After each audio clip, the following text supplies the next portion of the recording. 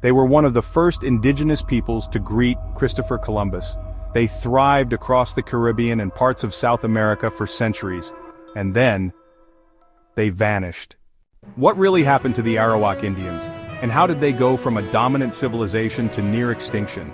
The truth is far more shocking than what most history books tell you.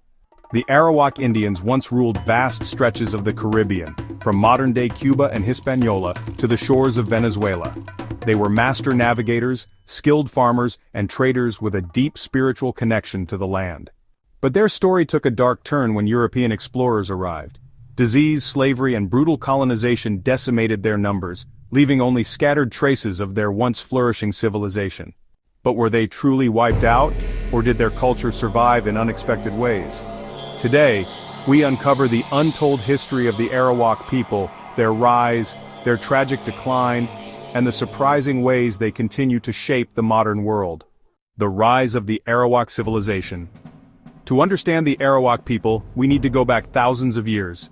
The Arawak were part of a larger linguistic and cultural group called the Arawakan peoples, originating in the Amazon basin. Over time, they migrated northward, settling on the islands of the Caribbean.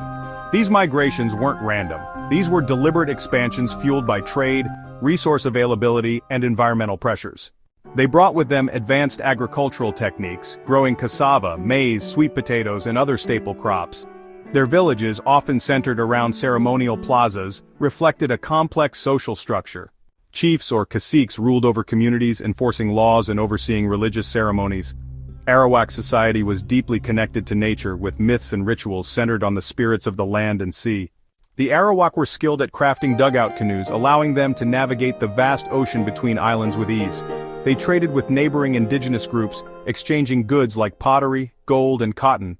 Their diet consisted of fish, fruits, and root vegetables, making them self-sufficient and resilient. Women played a crucial role in Arawak society. They were responsible for farming and weaving, while men hunted and fished. Unlike many patriarchal societies, Arawak culture valued gender balance, and women could hold powerful positions within the community. In 1492, Christopher Columbus and his crew landed on the islands inhabited by the Arawak. At first, the encounters were peaceful. The Arawak greeted the Europeans with gifts, showing hospitality and curiosity, but Columbus saw them as potential slaves.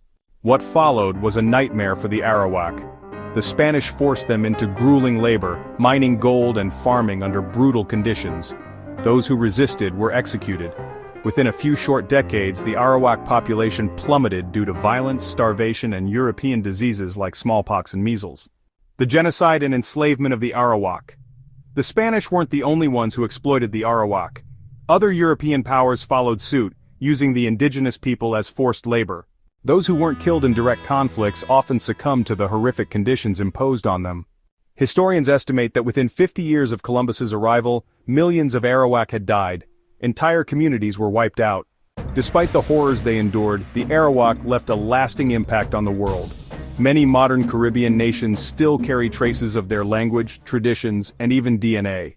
Words like hurricane, barbecue, and canoe come from Arawakan languages. Their agricultural techniques influenced farming practices across the Americas. In remote parts of South America and the Caribbean, small groups of Arawak descendants continue to preserve their heritage.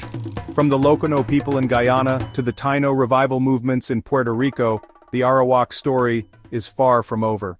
The Arawak Indians may have faced near extinction, but their culture, language, and influence persist in ways most people don't realize. Their story is one of resilience, survival, and an undeniable mark on history. History isn't just about the past, it's about what we remember. If you want to uncover more forgotten civilizations, subscribe now or watch the next video.